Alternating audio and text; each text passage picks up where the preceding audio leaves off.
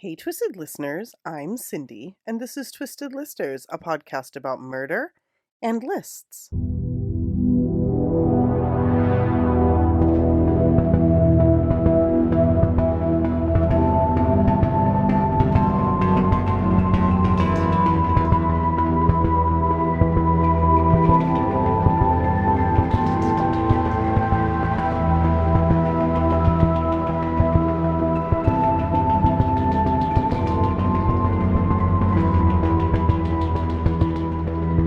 And Diva is continuing her very well-earned time off to be with her new bebe.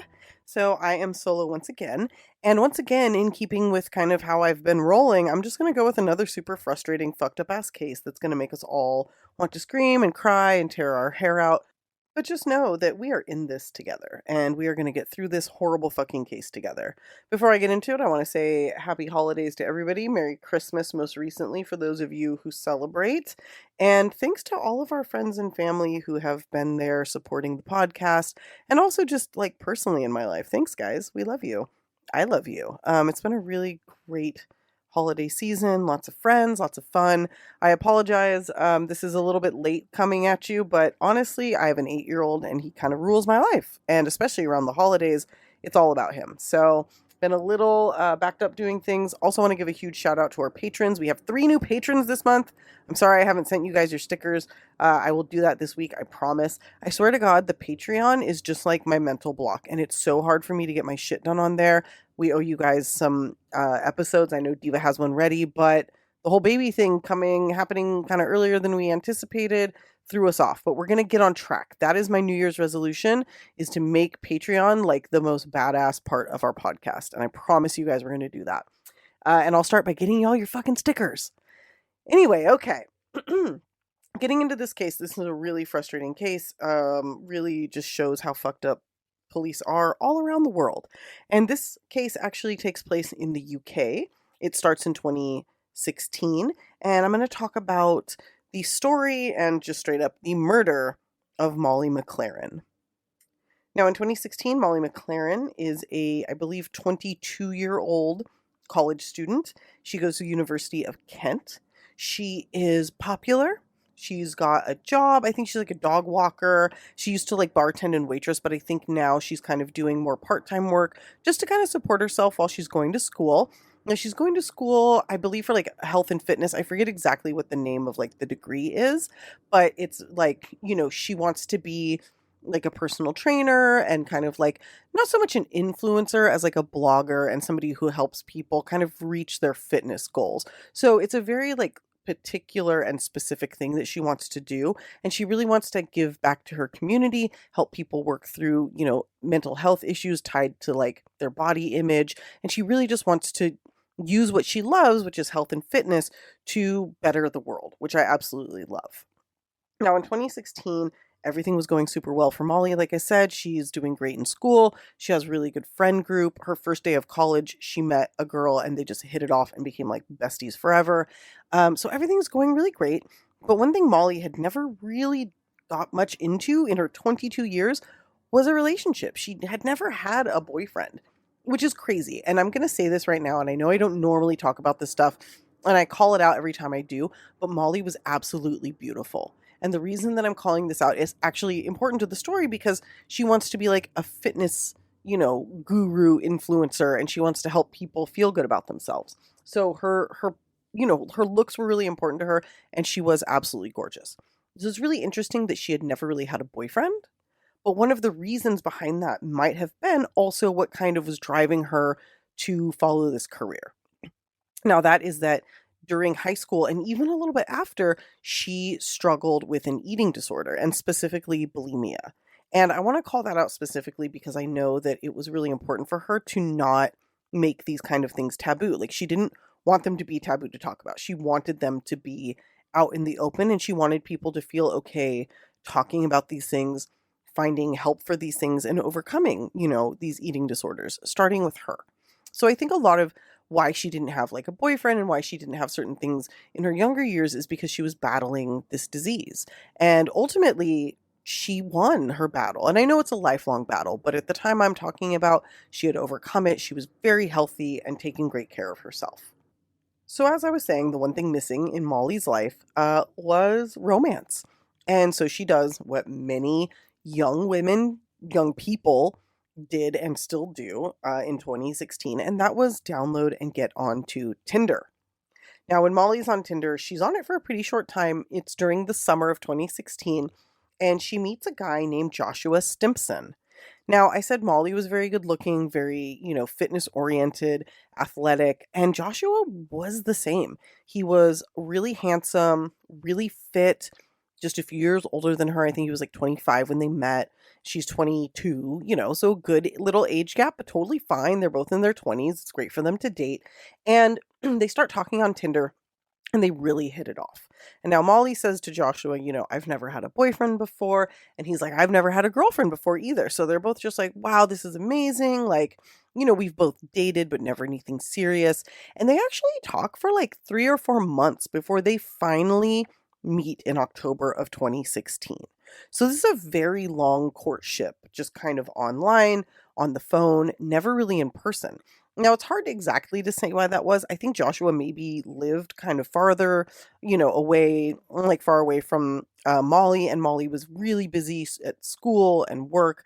But eventually they decided we're going to meet, we're going to see how this goes. And they meet and they hit it off, and they very quickly become boyfriend and girlfriend. So everything's looking great. She's got a hot boyfriend.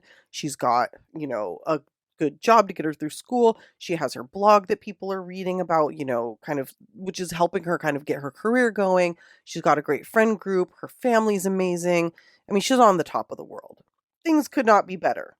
But of course, they could be worse. And they're going to be. And that fucking sucks. So as I mentioned, Molly and Joshua hit it off right away. They were, became very close very quickly. And some of the things that they kind of bonded over were shared mental health kind of issues. Joshua, whatever he fucking goes by, Dickface, told her, I suffer from bipolar disorder, which PS turned out to not actually be true, and it was just something he told her to like gain her trust. And she was like, I suffer from anxiety and I have other issues, and then my bulimia. And so they really connected on this fake, unfortunately, level of we're both kind of dealing with these dark thoughts in this dark place, and we can kind of, lift each other up out of this. So it seemed really supportive. It seemed really like they could be themselves with each other and they could really be there for each other, which was a really great thing. Very unfortunately, this changed really quickly. Things changed between Molly and Josh. Josh very quickly became super controlling. He started being very jealous, wanting to know where she was all the time, calling her constantly. At one point, he quit his job so that he could be closer to her and spend more time with her. And Molly was like, hey, buddy, like, I feel a great connection with you, but I really need you to back off a little bit. We've only been dating for like a month and you're fucking quitting your job. Like, what are you going to do for money? Like, what do you like? I don't like, who would want somebody who's like, I'm just going to quit my job and not have any sort of life or friends and just like dedicate all of my time to being with you? It's fucking creepy and it's weird and it's not cool. So Molly was already getting some like red flags. Her friends were as well. Like, for instance, anytime they hung out, it was Molly and Josh and Molly's friends. Josh, he didn't seem to have any of his own friends. He didn't seem to have community. And he really didn't seem to like Molly's community either. So he would go out with her and her friends, and then he would find reasons to tell her that he didn't like her friends. He would find reasons to tell her, I don't think so and so friend is like a good friend to you. I think there's a problem with them. And he was just trying to drive wedges between Molly and her friends. So her friends were on high alert because they're like, this guy has no community. He's got no people. He's got no friends. He's got nothing. And then Molly would say, yeah, and he's trying to tell me not to be friends with you. So this was causing trouble, as you could imagine, not between Molly and her friends, but Molly and her friends were kind of on the same page in being like, this guy might not be the best option for her. And it wasn't just Molly and her friends who felt this way. Molly's family also felt this way. At first, Molly's mother said that Josh seemed like a totally normal guy. She liked him. He was cute. Molly seemed happy. So she was really happy for her daughter. But she said she started to notice kind of cracks in the veneer of Josh as a human pretty quickly.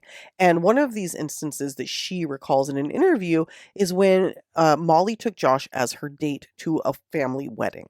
And Molly was dancing with her cousins, her family members, on the dance floor at a wedding, as people do. That's totally fucking normal. And Josh is sitting at the table staring daggers at her, just like so angry and so jealous and so pissed off. And she's literally dancing with family members. It's not like some random guy or a friend. It's literally her family. And this guy, her mom said, like, I could just see that he was going to cause a problem for her later. I could just see that this was going to be a fight. So this is a very scary situation. He's doing all the classic, abuser things. He's manipulating her. He lied to her about himself to gain her trust. He's attempting to isolate her. He doesn't have any friends or family. He doesn't want her to have any friends or family. Just really trying to fully sink his claws in and get control of Molly. Now, luckily, Molly does recognize this behavior, and she has a lot of friends and family to help her recognize this behavior. But even so, she really had fallen pretty hard for Josh, so she was trying and trying and trying to give him a chance, trying to make it work, trying to find the good, trying to work it out and get the jealousy to stop. So this went on, this kind of jealous bullshit, for about 4 months. And finally, in March of 2017, Molly broke it off with Josh. She had given him warnings. She told him, you've got to get another job. You've got to get your shit together. I can't do this. And he kind of ignored her, continued treating her poorly, and then she broke it off. And when she broke it off, Josh did what he'd done so many other times after they'd fought. He love bombed her. He promised he'd get a job. He promised he would stop being jealous. He promised he'd stop trying to control her, stop calling her so much, stop being around so much. He'd give her the space she needed. And she kind of was like, I don't know. I don't think I want to get back together. So he did some of what he said he would do. He went and got a new job. He went and worked for like a window place as a salesman selling windows. And, he stopped calling her 45 times a day. He was much more chill. And it's amazing to me how people like this motherfucker can do this, where it's like you can control yourself long enough to bring somebody back into your bullshit and then sink your claws in again. And it's like you'll do this over and over and just expect them to let you keep doing it over and over and never call you out. And Molly, she was a smart girl. She was obviously smart enough to catch this early, but she's 22. So it's easy for her to be tricked. It's easy for her to want this relationship to work. It's her first boyfriend, so it makes sense that he was able to kind of convince her over and over to give things another go. And I think she wanted to give him another chance because, as far as she knew, she was his first girlfriend. So, maybe he doesn't know how to act. Unfortunately, as we later find out, and she did not know this, she was not, in fact, his first girlfriend or first relationship or first anything. And he had at least 2 women prior to Molly who he had met on Tinder, dated for a short while, and then harassed and abused. Now, this is fucking terrifying for a number of reasons. First, I'll get into the details of what he did, but I also want to call out just right now the reason that Molly didn't know this, the reason that nobody knew this, and the reason that her own kind of situation wasn't taken very seriously is because even though these 2 separate women came forward and reported the abuse to police, it was never taken seriously. It was never recorded. He was never contacted. Nothing was ever done. The first of these 2 victims was a girl named Alexandra Dale, who dated Josh for a while. I don't really know how long, in the year 2013. When she broke things off, he went completely fucking ballistic on her, started stalking her, harassing her, taking photos of her. He actually had never even been to her house. Like, that's how not serious this was. But when she broke things off and told him, I'm going on holiday, I don't want to see you anymore, he went to her house, got into her backyard, and sent her pictures of her own backyard. He also told her, I'm going to fly out to where you are and drown you. Now, like I said, Alexandra had never shared where she lived with Josh. He figured it out by using her location on Snapchat, because when you're snapping with people, apparently it shows your location. And he used this to pinpoint where she lived, went to her fucking yard, and took pictures after breaking into her backyard. He also slashed her car tires and I believe also her mother's car tires. And this is when her mother finally reported him to police for stalking and harassment. And what did the police do, you want to know? They called him and left him a voicemail when he didn't answer the phone. And they said to him, go ahead and leave this girl alone, otherwise there may be consequences. And apparently that scared him enough that he left Alexandra alone, but I think it also emboldened him for further abuse because he realized in the end, nothing really happened. The second woman to report him was a woman named Leah, who went on 1 or 2 dates with him before telling him she just didn't feel a spark. His response was to stalk and harass her and even throw a drink in her face at a bar where he had followed her to. So they had already stopped talking. He followed her to a bar, got in an argument with her, and threw a drink in her face. Now, she told him if he came around to her house again or had any contact with her, that she would report him to the police. Now, I don't know that she actually did report him, but she threatened to. So maybe only one of these incidents was reported, but it was reported and was not recorded. He had no record. As far as the cops were concerned, he didn't fucking exist. So this other attack, the second one with Leah, occurred in May of 2016, about a week or two before he started talking to Molly. So this was very much just like the type of person he was, par for the course, but she would never know that because, again, there were no repercussions for any of what he did. And I think, again, this further emboldened him. Like, look at what I can get away with. Look at how shitty I can be to these women, and nothing fucking happens to me. So now that I've kind of laid the groundwork for how this motherfucker behaves, let's go back to their relationship. So in March of 2017, Molly broke things off. Joshua love bombed, promised he'd changed, and made enough minuscule minor changes to convince her that he was going to be a better boyfriend. And again, Molly still had feelings for him. You know, she had talked to him for the better part of a year and, been in a relationship with him for the better part of a year, I guess, combined, and wanted it to work. So the two of them ended up getting back together, but very quickly his behavior returned to the way that it was. He didn't quit his job, he kept his job, but he became super possessive, super controlling, manipulative, was not nice to her, wanted to keep her from her friends. I mean, the nightmare just continued. In May, just before her birthday, she and he decided to take a vacation, like a holiday. They went on holiday together, and she kind of said to her friends, this is kind of the last straw. I'm going to do this. I'm going to go with him. And if he can't behave, if things don't turn around, this is going to be it for us. I don't have a ton of detail about this, but things didn't go super great while they were on holiday together. At one point, Molly texted her friends and said, "It's the worst thing ever, help me." And she didn't mean help me as in help me, he's gonna hurt me right now, but she just meant like, this is fucking terrible. I want out of this. Somebody help me out. You know what I'm saying? Like, she was not happy. So they come back from holiday and it's her birthday. Her birthday is May 26th and they go out. I don't know that she had invited him out. She may have said, I need a little space.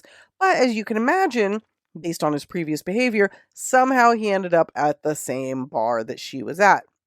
They get into a huge fight, and she tells him, you know what? I'm done. I don't want to be with you anymore. And he starts screaming to her friends, quote, "She's done with me," and makes this huge fucking scene and storms out of the bar. Now, Molly makes it home safely that night. She's with her friends. Everything's fine. But he's fucking pissed. And it was a big fucking blowout. And she's a little bit concerned, like his behavior was scary. And, it freaked her out. That being said, he turned on the love bombing again. And I think she was pretty well over it at this point. But she was also probably exhausted. He probably sat there and begged and convinced and wouldn't take no for an answer. So finally she said, fine, I'll give it another try. Now, I think at this point, at least according to text messages between herself and her friends, like I said, she was over it. She was telling her friends, I'm afraid of him. She wrote to one friend, like, quote, "I'm afraid he's going to hurt me." So very much like she knows that this is a bad situation, but I think, like I said, she's also exhausted. Like, I had a boyfriend like this a long time ago. He behaved super poorly, manipulatively. He was terrible. And then when I tried to break it off, he'd promise he was going to change. And he never ever did. But eventually you just get so worn down. You just are like, I can't say no anymore. I've said no 1,000 times. This person isn't hearing me. It's easier to just give in and continue this relationship. And I kind of think that's where this was the last couple of months of their relationship. Molly knew better, but she was young. She didn't know how to handle it. And she just didn't want to fight all the time. Finally, after another big fight on June 17th, Molly finally permanently broke things off. Now, Josh tried the love bombing, the begging, all of that, and she said no. She said, I'm done. I don't want to be with you anymore. I want you to leave me alone. And as soon as he realized this isn't going to work, she's not going to take me back. I've run out of my chances. He switched. He became the monster. He became the monster that he was while they were in their relationship, but he changed it up a little bit and started doing things to try to ruin her life. Now, one of the things that he did was beyond stalking her, like showing up wherever she was, he also stalked her online. Now, he knew that she wanted to have like an online persona. She wanted to be like a fitness influencer and an inspiration and use her story to help others. So what he did was he took their private messages of her like darkest thoughts and feelings and posted these online. He also accused her of relapsing with her eating disorder, which may or may not have been true, but is completely fucking horrifying either way. If she did, he shouldn't be reposting it. If she didn't, he shouldn't be saying that. That's super damaging either way. And just at one point, he also accused her of like doing cocaine. Like, oh, you're so into health and fitness, but you do cocaine. So just really doing anything he could to tarnish her reputation and to bring her down. Now, Molly had actually already blocked him on everything because when he went totally fucking ballistic, she just immediately was like, I'm blocking you. I'm not interacting with you. You can't text me. You can't call me. You can't message me. You can't snap me. You can't do any of that. So what he would do instead was tag every single family member of hers he ever had met or had any contact with. So the way she found out about this online abuse was one of her family members reached out and told her and said, hey, we're seeing all this crazy shit online. Just thought you should know. And they sent her photos and screenshots of the abuse. At this point is when Molly really got scared. And she said, I think he's going to hurt me. He knows my parents are going out of town for 2 weeks. Like, I don't know what to do. So she and her mom got together. They got the screenshots of all of the abuse and they went to the police. They reported the behavior to the police and they said, here's a laundry list of things he's done before they broke up, while they were together. Here's what he did. Here's what he's been doing in the few days since they broke up. Not only is he, posting the stuff online, but he's showing up where she's showing up. He ended up getting a membership to the gym where she went and would show up and start working out next to her. Like she was there working out in a room by herself and he would come in and set up next to her. And there's actual video of this and we'll get more into that. But this is the kind of bold ass fucking behavior. Like she would go out with her friends and he would show up at the bar. And one night she was out with her friends and he showed up with another girl on a date. And he did this on purpose so she would see him and get jealous and like be upset. And he walked right by her table and made it like a whole big fucking thing. And her friends were like, we feel terrible. And she's like, I really don't give a shit. I just hate that like he somehow figured out where I was and is fucking stalking me. Like I'm more afraid of him than I am upset that he's dating somebody else. So they took all of this information and they told the police. And the police were like, that's cool. We don't really fucking care. Like we can't help you. And she was like, are you fucking kidding me? And her mom's like, are you fucking kidding me? This guy is like threatening her. He's following her. He's tarnishing her reputation. He's talking shit about her. He's completely tearing her down online. There's nothing you can do. So the police were like, okay. They call him and they're like, hey, you got to stop doing this. We don't want to talk about this again, right? Like, we don't want to have to deal with this. At one point, the cop said firmly to him, like, we are not going to have to talk about this again, are we? And what Josh said in return was, aren't we? And the cop took that as good talk, lad. Go home. And just fucking left it at that. He basically told the cop, go fuck yourself.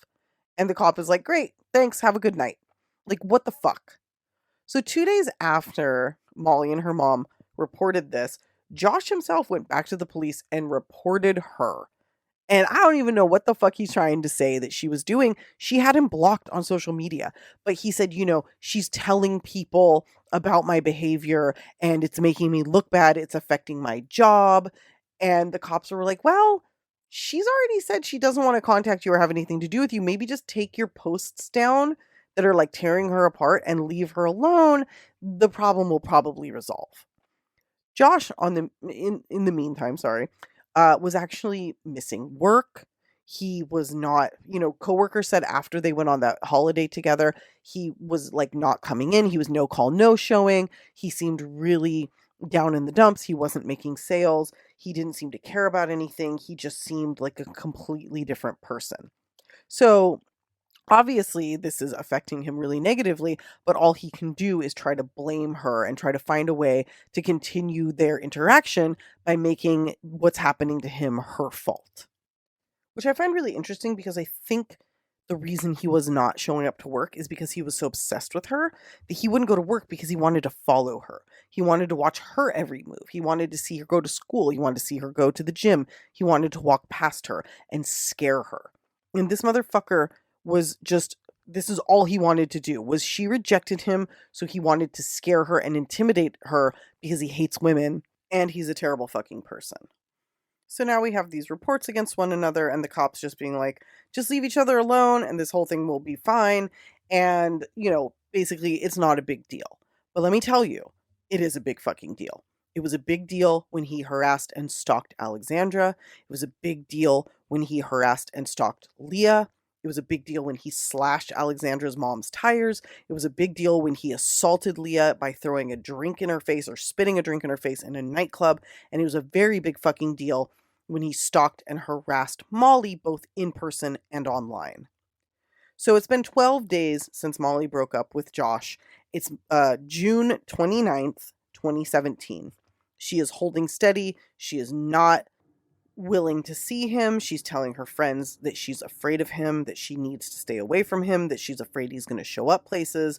She and her mother have gone to the police, and the harassment has continued. Now, on this day, June 29th, she is at the gym. It's about 10 a.m., and she's working out as she usually does. And to be clear, there is camera footage, like video footage from this day that you can watch online. And you see Josh come into the gym right after she does, and she's in a room working out by herself, and he comes into that room and sets up right next to her. And Molly says to Josh, why aren't you at work? Because she's like, fuck this, I'm going to confront him. He's right here. He obviously wants there to be a confrontation, and she's probably getting fucking sick of this. And he basically says to her, that's none of your business. But we now know that his work had cut him down to part-time in an attempt to keep him on the payroll and not fully fire him because they recognized he was going through something. And the Josh that they knew at work was charming, he was sweet, he was a hard worker, so they were willing to give him an opportunity to get his shit together, and he had agreed to go down to part-time. Now, the very first day that he has off from his job midweek, he goes and he follows Molly and he stalks her. And I would also like to point out that just a few days prior to this, I think 5 days prior, he had gone to 2 separate stores. At the first store, he bought a paring knife, which is not a huge knife.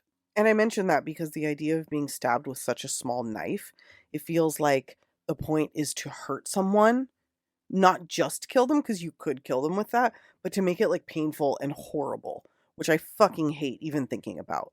And at the second store, he bought a pickaxe, which I don't even have to explain why that's horrifying. So now he has these knives in his car, and he's at the gym in a room alone with Molly. And she texts her mom, and she texts one of her best friends, and she tells them basically the same thing. What the fuck? He followed me here. He's in the room with me. What should I do? And her mom is like, get in the car and go home. Her best friend is like, go to your car, go home. They both give her the exact same advice. Just get the fuck out of there, go home. So he disappears. Like, she doesn't know where he went. And she takes the opportunity to pack up her stuff and go to her car. Now, her car is parked in a car park, which is a parking lot. And it's 11:45 a.m., just in the middle of the fucking day, in the middle of the week. and she is going to her car. Little did she know this piece of shit was waiting in his car for her to come out of the gym and get into hers. And as she gets into her car, he runs up behind her and shoves his way into the car. And in his hand, he has the paring knife. And he attacks her, stabbing her 75 times and slitting her throat.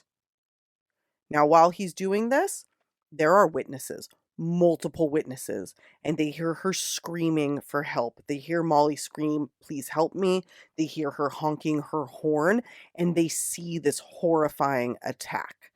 There are multiple people who are like scarred for life from fucking watching this. One of them calls 999, calls the emergency, calls the police, lets them know what's happening. Another person pulls their car in, blocking him in once he's come out of the car, once he's done stabbing her, so that he can't escape. But Josh is not trying to escape. He's just sitting there, calm as can be, completely covered in blood, all the way up to his elbows and all over his white shirt. Now, he's wearing like a tank top, and it was, as you can see in the videos, pure white, and it is pure red as he gets out of this vehicle. And she is laying there dead. Police arrive. Again, he's as calm as can be. He's like, "Oh, it's me you're looking for." She's in the car. And they try to save her, but she is pronounced dead at the scene. And Molly McLaren had just turned 23 years old. So Josh is arrested, obviously. There's multiple witnesses who saw what happened. Her mom has no idea. Her friend has no idea. They're expecting her to, reach out when she gets home. It's about a 15-minute drive from the gym to her house. When they don't hear anything, they start to get nervous. Then somebody calls them and says, "Hey, there was an attack of some sort where at the mall where her gym is." And another friend finds her snap location and realizes that Molly was there when this attack happened, and they very quickly put it together. Now police call her mother and tell her, Molly's been murdered. But, she already fucking knows. She knows what happened, she knows who did it, and she knows exactly why it happened, because the police did nothing to help her daughter when she was begging them for help. So now, this motherfucker's in jail awaiting trial, and it takes about a year for him to go to trial. And when he goes to trial, he attempts to plea bargain to manslaughter with diminished capacity or diminished responsibility, saying that he was suffering from mental health issues. Now, this is the same lie that he had told Molly to gain her trust, except now he has to actually have like a mental health expert interview him and determine whether or not he actually had diminished capacity or if he knew exactly what he was doing. Now, the defense has some fucking guy who's like, "Oh yeah, he's got diminished capacity. He has all of these mental health issues, bipolar, this, that, and the other." But the prosecution has somebody come in who's like, "No, he's just a fucking childish narcissist who hates women." And ding, ding, ding, buddy, you couldn't be more right. It's pretty fucking obvious. The fact that he's buying these murder weapons days in advance, he's been stalking her, he gets his job to let him off so that he can fucking do this. I mean, it couldn't be more clear that he set this up so that he could do this to her. And very luckily, the jury came back 3 hours after they're, retired to deliberate. So they deliberate for 3 hours and they come back and they say, "We're not going to find you guilty of manslaughter.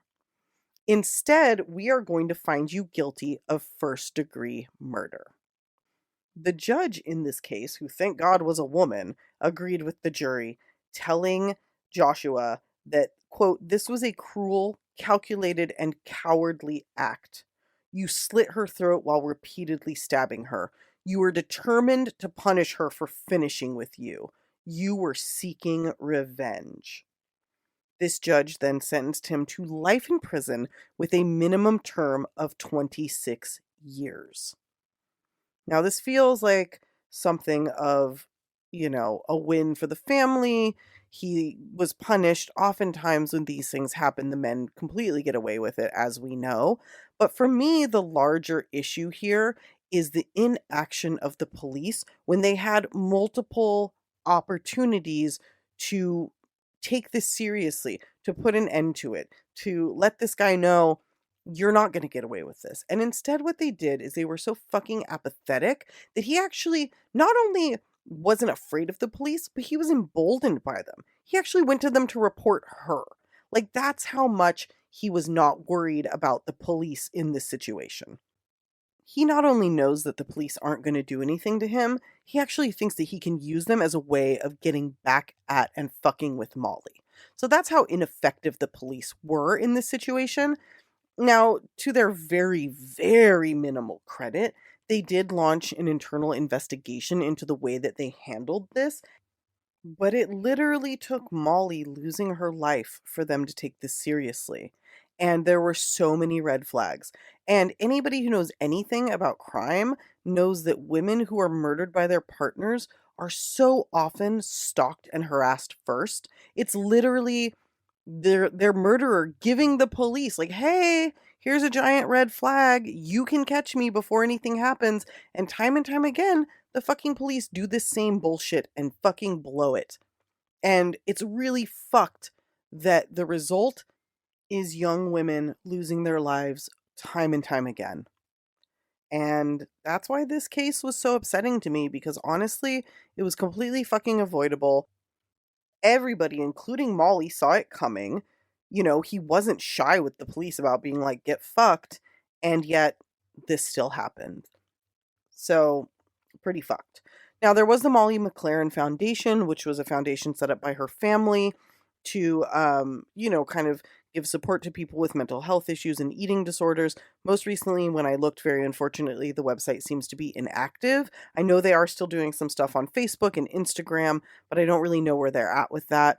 I do know that Kent University went ahead and had her graduate in 2018, like she would have had she not been murdered.